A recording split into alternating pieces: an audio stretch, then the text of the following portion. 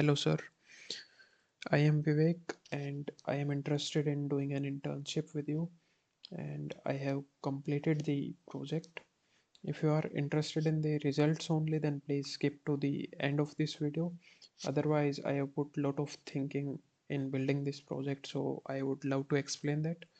First of all, I started with building two prototypes to gain a rough idea about how this project will go on, and this is the complete project.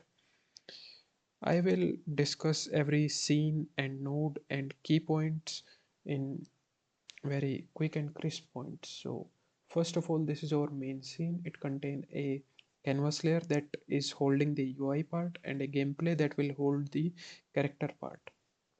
Then, this is the canvas layer. It contains a tool panel that is our inventory. It contains all the droppable items and maybe some buttons. And this is character panel, the empty space for our character. So this is the tool panel. It is a fully responsive UI. It can easily accommodate more droppables or more buttons. So a rough idea about how this is made. This is our main vbox. This is upper horizontal box. This is lower horizontal box. It contains two panels and more can be added as per the requirement. I have also added a reset button to reset all the game again. So next is our character panel. It's just an empty space. So these three scenes, the game, tool panel and character panel were totally made up of control nodes, and the rest of the scenes are 2D nodes. Okay, the gameplay scene is very important in this project. It contains our character, drag and drop, and I would say this is the most interesting element of this project. And a maintaining node, it will maintain all the dropped items that are placed on our characters. Okay, they will be added as child to this node. Okay, great. Drag drop, we will discuss this scene later on. This is our character. It contains a sprite and some heavily nested nodes here. So I will discuss head part only. So it contains a detection area, and this detection area will detect only those items that are suitable for head only. For example, we have a head, and if we have any other object such as crowns or some other heads, then this collision detection area will detect only those objects. Similarly, this detection area will detect only shirts or t-shirts or something that can be put on the upper body. Similarly, legs will detect only pants. The next thing it contains is a marker. Marker will store the correct position. That is, if user drops a head here, then where the head should be placed on, it should be placed on the marker. Okay, great. Then I added some CPU particles to beautify whole project and give a satisfying feel to the user if he places the items correctly, and a more visually beautiful particle effect if he places all the droppable items correctly. Okay, then we have some very small micro scenes of the droppable items. We have hat, we have pant, shirt, and shoes, and it contains the sprite. Okay, sorry about that. It contains the sprite and a collision detection shape or a collision detection polygon. Okay, great. Now let's discuss how everything will work on. Okay, let's run this project. So this is our project, this is the UI part, this is our character. Everything in green is a control node and everything in blue is a 2D node. Now if we increase or decrease the viewport area, everything can accommodate that. Even the character is dynamically placed via code, so changing the viewport size will not cause any issue. The character will always stay here in the center of the screen. Okay, now this is a texture rect. Okay, this is not a node 2D, and I would like to clear that the control nodes and node 2D nodes are not built to work together in sync. So I cannot grab a texture rect and put it here. So I have used a trick here to trick the user into thinking that he grabbed this shirt. But when I click on it, I am not grabbing that texture rect. This is where our drag and drop comes. Okay, let's go to our drag drop scene. So whenever I click on this shirt, the texture rect visibility is set to false. So this will be hidden and the drag drop comes into action. Let's discuss this with code. It would be much clearer. So this is the code. I would like to explain few points on the first hand itself. Code is following all the coding standards. All variable names are self-explanatory and descriptive. No confusing names are used. Proper comments are written on necessary spaces. The functions are pure. Pure means every function is performing one single task. It is not handling 10 different tasks, it is handling only one single task.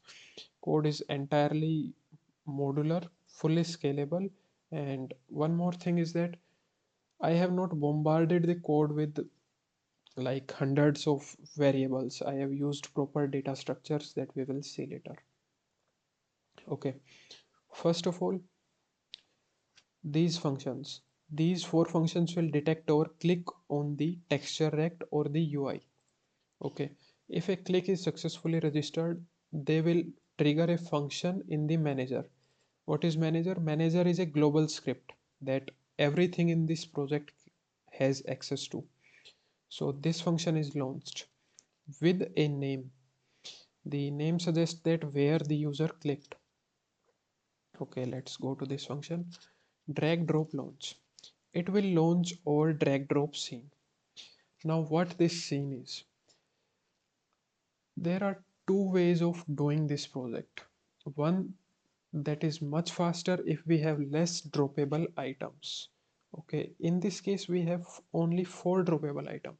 So I could have done it in this way, that adding a script to the hat, pant, shirt and shoe, and everyone is detecting its events independently.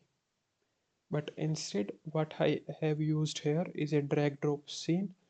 This scene will detect all the events and it will capture a hat if we clicked on hat, and it will handle the placing or resetting the position of hat and everything related to it. So it increased the complexity of the project, but it is much more scalable.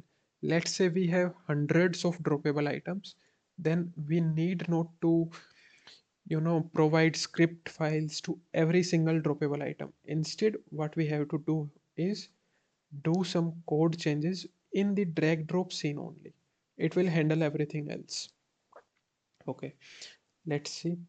First of all, we have that drag drop launch. First of all, we set this as true, then we emit the signal that hide the item from the UI.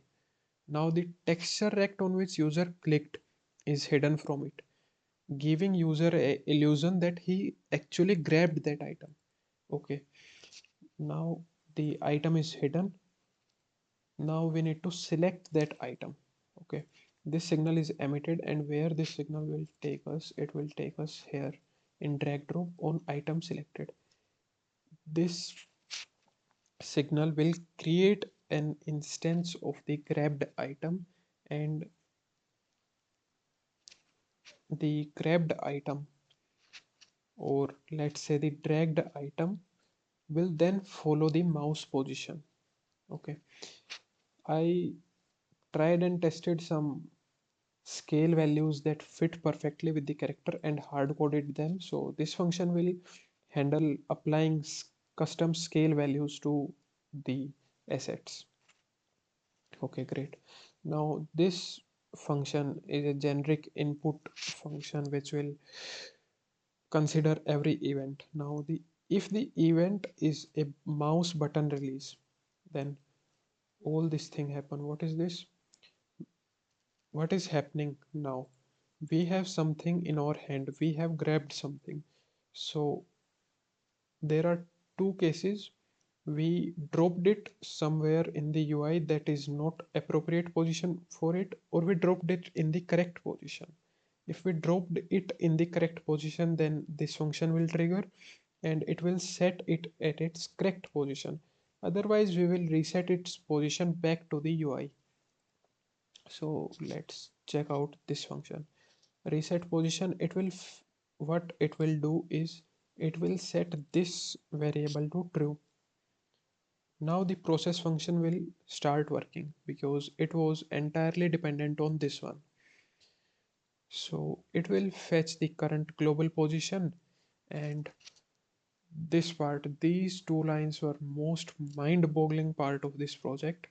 Actually, there was some transformation going on at the backend between the control nodes and the 2D nodes that I was completely unaware of. So fetching the screen coordinates of the texture rect, that is a control node, was next to impossible. But then I searched online for it and got this solution. So it is applying some transformation and providing me the screen coordinates of the texture rect, that is the reset position of the current grabbed item. So the lerp will animate the whole process. Let's say we dropped it here, then it will lerp the position back to the accurate position. Okay, and then we set it to false to stop this process function from executing and emit the signal that show this item in UI. I have resetted its position and now you must show this item in UI. Okay, let's go back to tool panel. Now what will happen, that item visibility will set to true and it will be visible to us in the UI part. Okay, see, when I click on this, the custom scale values are applied, and this is a node 2D now, this is not a texture rect. And when I drop it here, it will go back to this position, and then this node 2D will be freed from the queue because we no longer need it, and the texture rect that is currently hidden will become visible again, just like that. Similarly for every other thing. Okay, great. Now the next part we need to discuss is, okay, this part is done, these functions are done, so let's go to manager. This part is done, this is done. Okay, these are some custom scale values that I was telling about, and these are some scene paths that we are accessing in this file as well. These are some constants and these are some custom signals that we are using. Okay, great. Now coming to the gameplay script. So what this is handling the positioning of our character, handle character position. So what it will do is it will detect if viewport size is changed or not, and if it is changed, then it will calculate the appropriate x and y coordinates of the character so that it always stays in this part. This is the UI part, and this is a good position for the character to be in. Okay, great. Now the longest code file for this project, the character script. First of all, what you will usually see is hundreds of variables, each handling something, but here I used a dictionary to handle everything related to a droppable item. For example, these four properties are related to hat only. So let's discuss these. This is our hat, a valid area name, hat detection area. Hat refers to this scene. We are in character, but hat is referring to this scene. Now this hat should be detected by hat detection area. So this is the valid area name for hat. Now item inside area will be set to true if any droppable item that was made for head is inside this head detection area, then it will be true. Marker will contain the reference to the marker at head, and placed will tell if this head is placed on the head of the character or not. Similarly for shirt and every other thing. Now, what I was saying, that the code is not the code, the whole project is completely scalable. If you want to add other droppables, all you need to do is copy paste this here and do some minor changes here, create a micro droppable scene here, and you are set to go. Okay, great. Here I am setting the marker reference. Okay, great. Now in the drag and drop, coming back in this, we were grabbing something by our mouse and then we released it. Now what we need to do is check if it is a valid overlap or not, if the dropped item is overlapping with something or not. So it is handled by this function. So let's check what this function is doing. Let's go to character. This is what it is doing. So it will check every droppable item if it has some item inside its area or not, and obviously this item will be the appropriate item for that section. Means if we are talking about head, then this item can not be a pant or shirt, it can only be a hat or crown or something that can be worn on head. So we will set its placed property as true because eventually we will place it on its correct position. Now, if a valid overlap is found, we will return its name. Otherwise, we will return an empty string. Let's see how it is working. If it is an empty string, then we dropped it somewhere else, so we must reset its position. Otherwise, we should set it at its correct position. Let's see what these two functions are doing. So first, reset position. Okay, I have discussed this earlier that it will fetch all the position and all. So let's discuss this. Set the correct position. Character, and where we have, here we have the function. So first of all, okay, it's a redundant operation, but no worries. We are again setting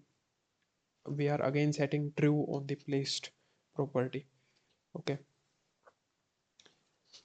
it will check if the item is the only left droppable item, or we still have some droppable items in the UI.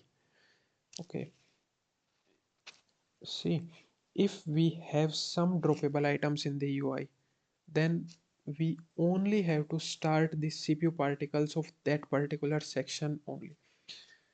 What I am saying is that suppose you are placing hat first, then this CPU particle will start, then shirt, then pant. Now shoes are the last droppable item, and if you placed these as well, then there will not be any left droppable item in the UI. So this particle will not start emitting. Now the overall particle effect will start, which is this one, overall particles. Okay, so it is keeping a count here where it is. Check overall placement. Yeah, it's a separate function that will return how many droppable items are placed correctly. So if this count is equal to the total size of droppable item, then we will not enter into this if statement. Okay, here we are setting its correct position and it's bit animated to make user feel much better.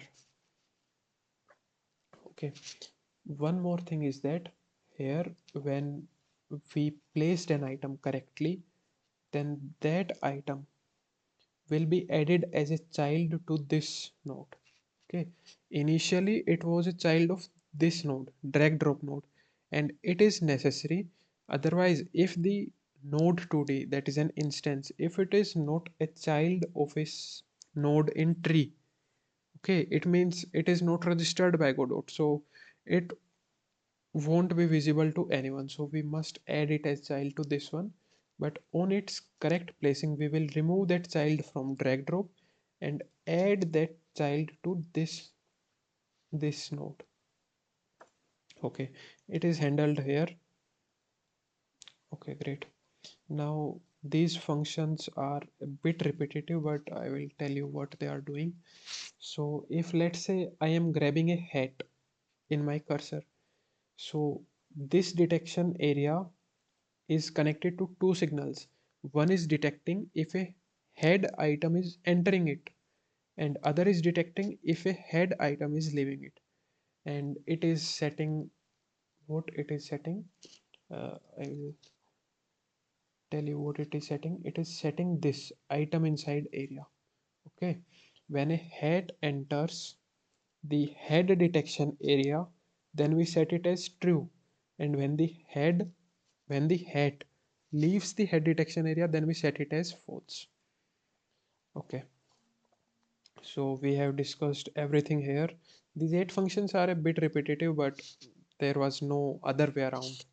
Okay, one more thing I have to tell you, that this this whole project need not to be this complex. I could have easily used the layers, the inbuilt feature of layers, where each layer is handling one droppable item and each mask is detecting one droppable item. But it has its own limitations. What if the number of droppable item exceed 32? Then our whole system will fall apart. So that's why I used this function approach instead. It is a bit complex to, not, I would not say complex. These functions are a bit repetitive, that's it. Otherwise, this approach is good enough. Okay, great. Where we are now, we have discussed these and the gameplay as well and the character. Okay, we have discussed almost the entire code. Let's show the final results. Okay, the UI is fully responsive. Character is placed at its appropriate position via code, so it is immune to uh, all viewport sizes. Okay, viewport size will not create any difference. So let's full size it. Now this is a node 2D in my hand. As soon as I leave it, it will go there. Then it will be deleted from the queue, and the texture rect visibility will be turned on again. Okay, let's try placing a hat. So if I leave it here, it will go back because this is not an appropriate position for hat. Okay, this is an appropriate position for hat. There you go. There is bit of particle effect to make the user feel good that yeah, you did something right. Then here we have our shirt, and there we go. Shirt is placed. Then we have our pant, and pant will always go up on the shirt. Okay, pant will always stay here. No matter the order of placing them, the pant will stay up. Here we have our last droppable item in the UI, and as I have told you, it will not trigger its CPU particles to be emitted. Rather, a more beautiful particle effect will be triggered. There you go. It tells the user that yes, you have placed everything correctly, and I have also integrated a reset button to reset everything. Okay, let me show you a debug view as well, how everything is working. So these are the collision shapes in action. See what happens when I click on this. This is a node 2D with its collision shapes. Okay, the shirt will not be detected here. Okay, this is bit more strict. I could have enlarged this detection area to cover at least the body, but it's okay. We got the main functionality working. This is our head. If even slightest corner overlap with this, then we got the head on its correct position. Similarly for shirt, shoes will go back to its position if they are not overlapping this red part. So there we go with our shoes. and there with go with our paint and this beautiful particle effect. That's it. That was my project, and it took me day and a half of multiple iterations thinking how everything will work together and how to make it scalable and following our standard coding practices. And that's it. I am interested in working with you. Okay, I have one more project built entirely in Godot. I will share that as well. And that's it. Okay, have a good day. And please consider me for this internship. I am really interested, and there are very less opportunities for Godot developers out there. Okay, that's it.